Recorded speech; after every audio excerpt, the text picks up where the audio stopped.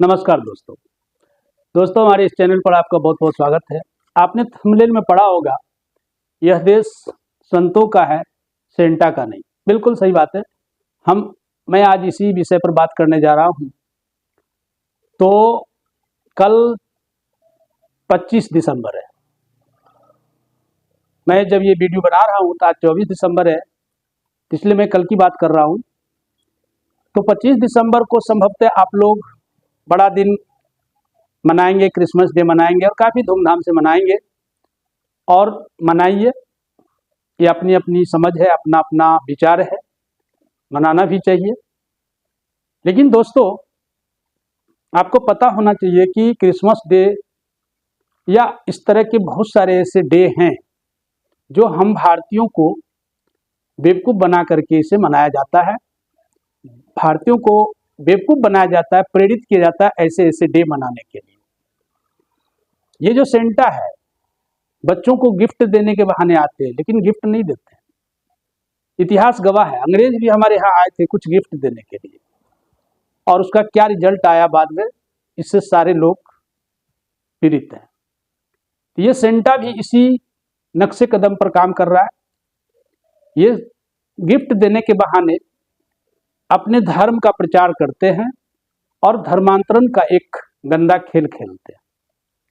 और हम जाने अनजाने में जो कुछ भी बता दिया जाता है, हम उसके पीछे बस पागलों की तरह दौड़ना शुरू कर देते हैं। आज जितने भी अंग्रेजी स्कूल है, आश्चर्य होगा आपको जान करके कि अगर किसी हिंदी स्कूल में या किसी स्कूल में हमारे भारतीयों के विषय में पढ़ाया जाने लगे, संतों के विषय में पढ़ाया जाने लगे, गीता या रामायण के विषय में पढ़ाया जाने लगे, तो हम भारतीय, हमारे भारत में ही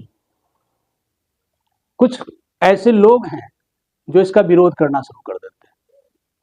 सोचिए, इस भारत की संस्कृति को अगर पढ़ाया जाए तो विरोध होने लगता है। लेकिन आज धड़ल्ले से विदेशी संस्कृति को पढ़ाया जाता है, विदेशी संस्कृति का प्रचार प्रसार होता है और हम मूक दर्शक बने उसको देखते हैं। तो ऐसा क्यों हो रहा है? ऐसा इसलिए हो रहा है क्योंकि हम समझ नहीं पाते कि हो क्या रहा है। हम बस अंधा दौर में दौड़े जा रहे हैं, इंग्लिश स्कूल के पीछे अपने बच्चों को भगाए जा रहे हैं। हमारे बच्चे संस्कार छोड़ते जा रहे हैं। हम भारतीयों का जो संस्कृति है, भारतीयों का जो आचार विचार है, इससे हम दूर होते जा रहे हैं इस इंग्लिश स्कूल के चक्कर में। इस इंग्लिश स्कूल में क्रिसमस डे को बड़ा धूमधाम से मनाया जाता है, लेकिन सरस्वती पूजा, दुर्गा पूजा, इन सब चीजों की चर्चा तक नहीं होती। हमारी शिक्षा व्यवस्था भी ऐसी है कि हमारी किताब में हमारे साधु संतों के विषय में थोड़ा सा चर्चा तक नहीं है, लेकिन मुगलों का, अंग्रेजों का धड़ल्ले से चर्चा है। इसलिए यह वीडियो मैं इसी विषय को लेकर के बना रहा हूं कि हमारा कुछ नैतिक कर्तव्य भी है अपने देश के प्रति, अपने राष्ट्र के प्रति, अपने समाज के प्रति, तो हम कम से कम उसे भी याद रखें। तो 25 दिसंबर को आप क्या मनाएंगे नहीं मनाएंगे वो तो आपकी सोच है, लेकिन मैं 26 दिसंबर को एक ऐसे विषय पर चर्चा करने जा रहा हूं जिसे जानकर के आप सभी भारतीयों को काफ़ी गौरव महसूस होगा, अपने आप को काफ़ी गौरवान्वित महसूस करेंगे कि हम भारतीयों के नस्ल में कितने महान और पवित्र खून दौड़ते हैं, कि यहाँ के छोटे छोटे बच्चों को के भी मन में देश के प्रति कितनी विलक्षण प्रेम है, कितना लगाव है। आज जब स्थिति ये है, लोग एक कप चाय के लिए, एक सिगरेट के लिए अपने ईमान को बेच देते हैं। लेकिन उस महान सपूत के विषय में बताने जा रहा हूं, जिसने अपने धर्म के लिए, अपने संस्कृति के लिए, अपनी भारतीयता के लिए जान तक को कुर्बान कर दिया, फिर भी उसने सौदेबाजी नहीं की, फिर भी अपने ईमान को उसने नहीं बेचा। हाँ, मैं उसी गुरु गोविंद सिंह की बात करने जा रहा हूँ, जिसके दो बेटे जोरावर सिंह और फतेह सिंह जी ने सिर्फ इस्लाम कबूल कर लेते तो उन्हें बहुत ज़्यादा ऐशो आराम की ज़िंदगी मिल जाता, सिर्फ इस्लाम कबूल करने के लिए। लेकिन उन्होंने मर जाना स्वीकार किया लेकिन इस्लाम कबूल नहीं किया। तो उन्हीं के विषय में आपको बताने जा रहा हूँ।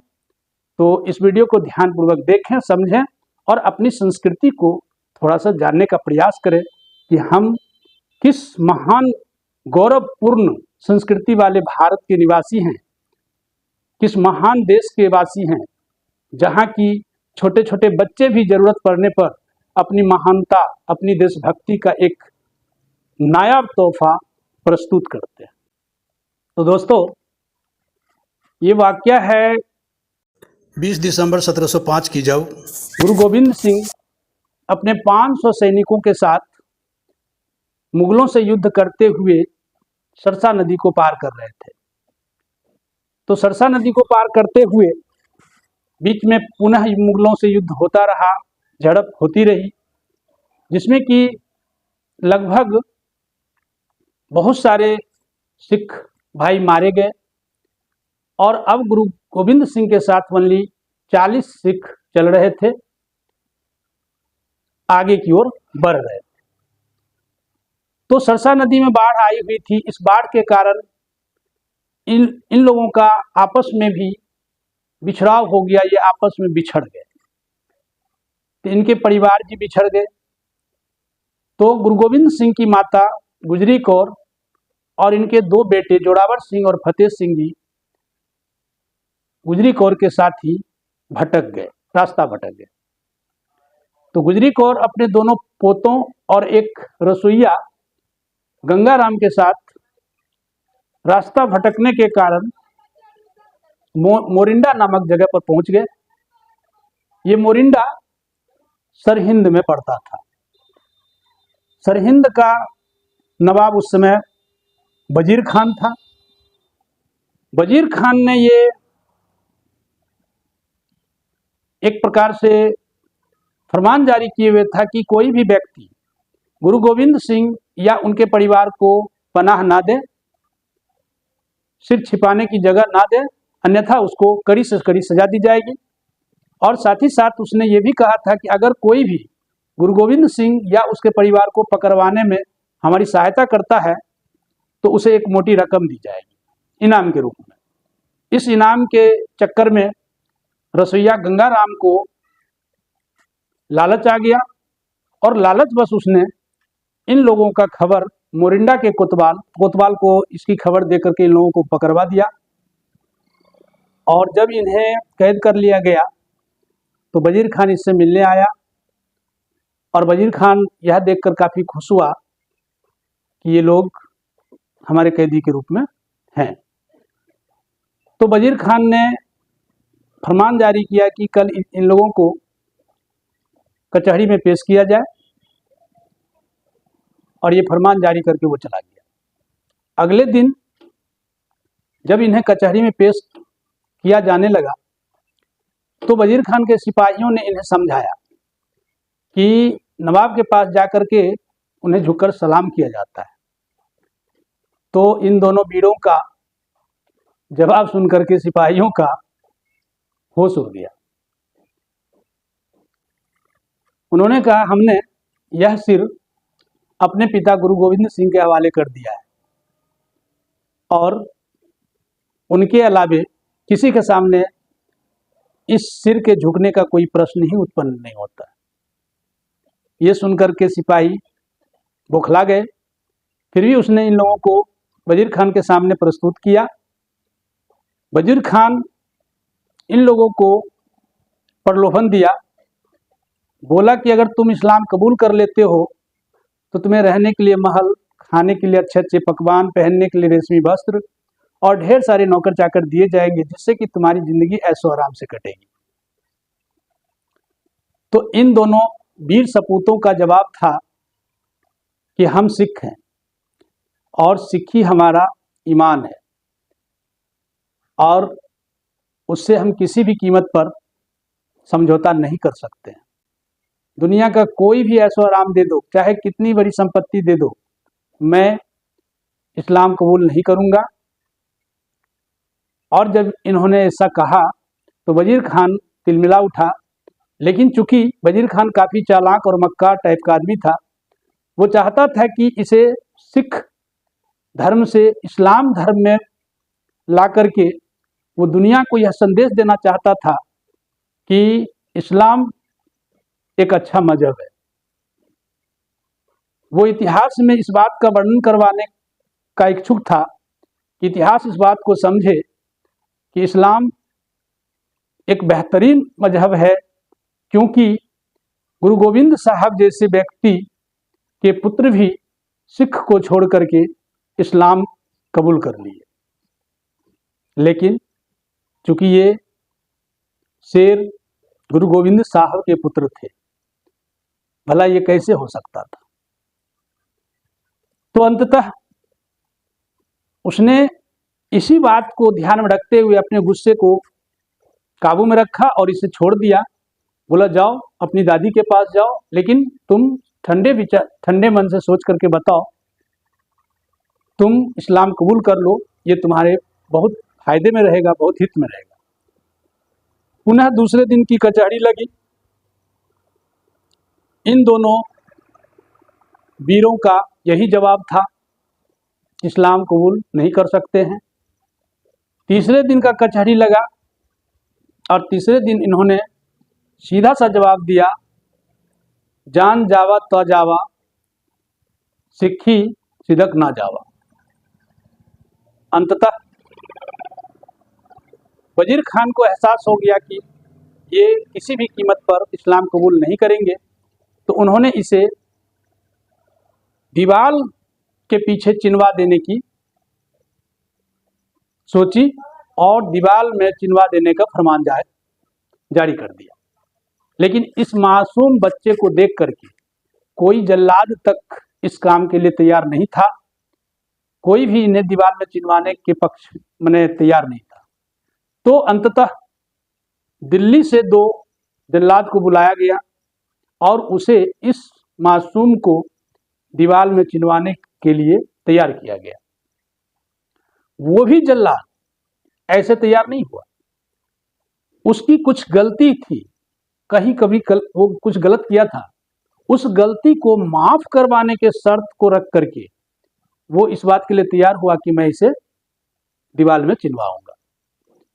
तो वजीर खान ने कहा चलो ठीक है, मैं तुम्हारी ये शर्त मंजूर करता हूँ, तुम्हारी ये शर्त मान लेता हूँ कि तुमने जो गलती की है मैं उसे माफ कर दूंगा, लेकिन तुम इसे दीवार में चिनवाओ। तो इन दोनों भाइयों को सरहिंद के किले में ही 20 दिसंबर 1705 को जब इनके चारों तरफ दीवार चिनवाने का कार्यक्रम प्रारंभ हुआ, तो दीवार जब वो दीवार फतेह सिंह के सीने तक पहुंचा तो जोरावर सिंह के चेहरे पर मायूसी आ गई। इस मायूसी को देख करके जल्लादों को लगा कि शायद जोरावर सिंह डर गया और उसने जोरावर सिंह से कहा कि क्या बात है, तुम मायूस हो गए हो, डर लग रहा है? तो जोरावर सिंह ने हंसते हुए कहा कि हम शेर के बच्चे हैं और शेर डरा नहीं करते हैं, मुझे डर नहीं है, हाँ चिंता है। और चिंता सिर्फ इस बात की है कि फतेह सिंह इस मातृभूमि पर मेरे से बाद में आया, लेकिन फतेह सिंह को शहीद होने का मौका मेरे से पहले मिल रहा है। शहीद होने का अवसर तो मुझे पहले मिलना चाहिए था, लेकिन दुर्भाग्य से ये स्वर्णिम अवसर मेरे छोटे भाई फतेह सिंह को पहले मिल रहा है। इस उत्तर को सुनकर के जल्लाद के तन बदन में आग लग गया और उसने तलवार निकाली और इन दोनों भाइयों के सर धड़ से अलग कर दिए। इस प्रकार से एक महान देशभक्त की शहादत हो गई। इस घटना के बाद एक मजे की बात यह हुई कि आप अंदाजा लगा सकते हैं कि देश के प्रति देशभक्ति की भावना किन किन रूपों में उभर करके सामने आती है। उसी सरहिंद के मोरिंडा के स्थानीय लोगों में से एक जौहरी थे टोडरमल। जब उन्हें पता चला कि वजीर खान ने गुरु गोविंद सिंह के 2 बेटों को कैद कर लिया है, तो उन्होंने अपनी जीवन की सारी कमाई, सोना चांदी हीरा जवाहरात जो भी था, वो लेकर के वजीर खान के पास पहुंच गए और उसने वजीर खान से कहा कि आप मेरी सारी संपत्ति ले लें, लेकिन इन दोनों मासूमों को छोड़ दें। लेकिन उसे, चूंकि उसको पता नहीं था कि तब तक वो शहीद हो चुके थे, तो वजीर खान ने एक मक्कारी भरी हंसी हंसते हुए कहा कि टोडरमल, तुम जिसको छुड़वाने आए हो वो तो कब का शहीद हो चुका है। हाँ, यदि उसके तुम मृत शरीर को ले जाना चाहो तो ले जा सकते हो, लेकिन उसके लिए भी उसके शरीर के अनुसार जमीन खरीदनी होगी तुम्हें। उसे दफनाने के लिए या उसका क्रियाक्रम करने के लिए जितनी जमीन चाहिए उतना जमीन तुम्हें सोना चांदी से भरना होगा, तब तुम्हें वो जमीन मिल जाएगा और उसका तुम क्रियाक्रम कर सकते हो, दाह संस्कार कर सकते हो। सोचिए, उस टोडरमल की देशभक्ति की भी महिमा बहुत अनंत है। उस टोडरमल की भक्ति भी कितनी पवित्र है, देश के प्रति देशभक्ति कितनी पवित्र है कि उन्होंने अपने जीवन की सारी कमाई सिर्फ इस बात के लिए दे दिया कि उस महान शहीद के शरीर का दाह संस्कार इज्जत से हो सके। और उसने सारी कमाई वजीर खान को दे करके एक चारपाई के बराबर जमीन खरीदा और उस जमीन पर इन तीनों गुजरी कौर, जोरावर सिंह और फतेह सिंह के क्रियाक्रम को संपन्न कराया। तो ऐसे महान सपूतों को मेरा सत सत नमन है। और आपसे गुजारिश है कि आप चाहे कुछ भी करें, लेकिन अगर उससे हमारी देश की संस्कृति सभ्यता को कोई ठेस पहुंचता है तो ये काम हमें नहीं करना चाहिए। हम कुछ भी करें तो ऐसा काम करें जिससे हमारे देश का मान सम्मान बढ़े, हमारे देश की समृद्धि हो, हमारा देश संपन्न हो, हमारा देश आर्थिक रूप से आगे बढ़े और हमारी संस्कृति सभ्यता बनी रहे, कायम रहे। तो इसी के साथ वीडियो देखने के लिए बहुत बहुत धन्यवाद। वीडियो अगर अच्छा लगा हो तो एक लाइक जरूर करें और वीडियो को सब्सक्राइब भी कर लें। जय हिंद।